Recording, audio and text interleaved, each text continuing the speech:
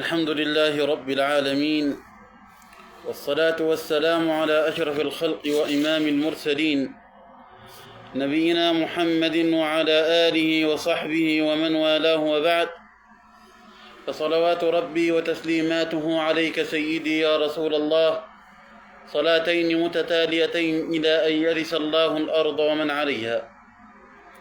باختصار، قال الله تبارك وتعالى: قل بفضل الله وبرحمته فبذلك فليفرحوا هو خير مما يجمعون. ففي مستهل شهر ربيع الأول يحتفل المسلمون عامة في بقاع الأرض فرحا بميلاد النبي صلى الله عليه وسلم، ويكاد يدخل الفرح قلب العاصي قبل الصالح بمجرد سماعه ذكر النبي صلى الله عليه وسلم. فاح العبير بذكر أحمد وانبرى، فاح العبير بذكر أحمد وانبرى، نحو القلوب معطرا ومبشرا، نحو القلوب معطرا ومبشرا، في جمعة تهمي فضائل ذكره، صلوا عليه فلقد أتيت مذكرا، صلوا عليه فلقد أتيت مذكرا.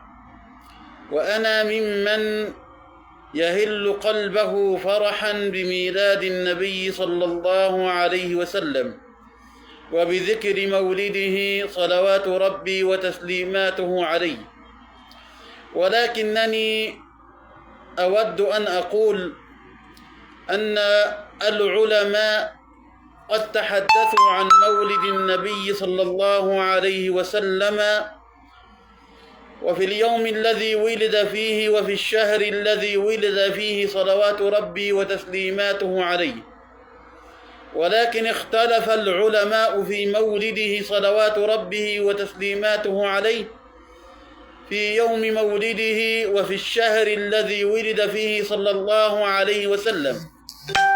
واتفق العلماء على اليوم الذي توفي فيه صلى الله عليه وسلم والشهر الذي توفي فيه صلوات ربي وتسليماته عليه.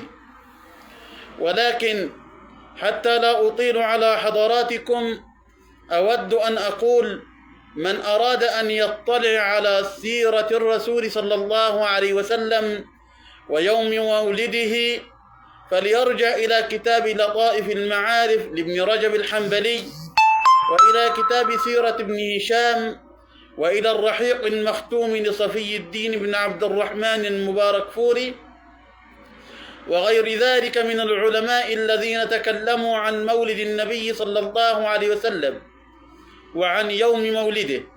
ولكن حديثي مع حضراتكم بإذن الله تبارك وتعالى سوف يكون عن مولد النبي صلى الله عليه وسلم بين الاتباع والابتداع، بين الاتباع والابتداع، فكل يدعي وصلا بليلى وليلى لا تقر لهم بذاك، بعيدا عن آراء المخالفين.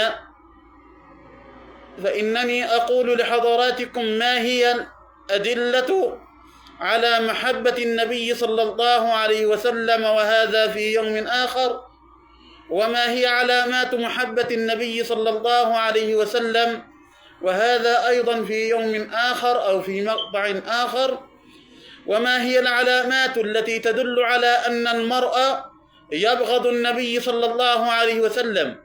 ماذا تقول؟ نعم، هناك علامات تدل على أن المرء يبغض النبي صلى الله عليه وسلم حتى وإن زعم أنه يحبه. فمثلا إذا نودي للصلاة والمرء تارك لصلاته، هل يدل على أنه محبا للنبي المصطفى صلى الله عليه وسلم؟ فاللقاءات مع حضراتكم بإذن الله حول مولد النبي صلى الله عليه وسلم، وما هو اليوم الذي ولد فيه والشهر الذي ولد فيه صلوات ربي وتسليماته عليه، وما هي الكتب التي يجب أن نرجع إليها لكي نطلع على سيرة النبي العطرة صلوات ربي وتسليماته عليه. وما هي علامات محبة النبي صلى الله عليه وسلم؟ وما هي علامات التي تدل على أن المرء يحب النبي صلى الله عليه وسلم؟ وما هي العلامات أيضا التي تدل على أن المرء مهما زعم أنه يحب النبي صلى الله عليه وسلم فهي علامات تدل على أنه يبغض الله ويبغض رسوله، ولا يحب نهج الله ولا يحب نهج رسوله. فالاتباع والابتداع دليل على أن المرء إما محب لله ولنبيه صلى الله عليه وسلم، وصدق الله إذ قال: قل إن كنتم تحبون الله فاتبعوني يحببكم الله ويغفر لكم ذنوبكم والله غفور رحيم.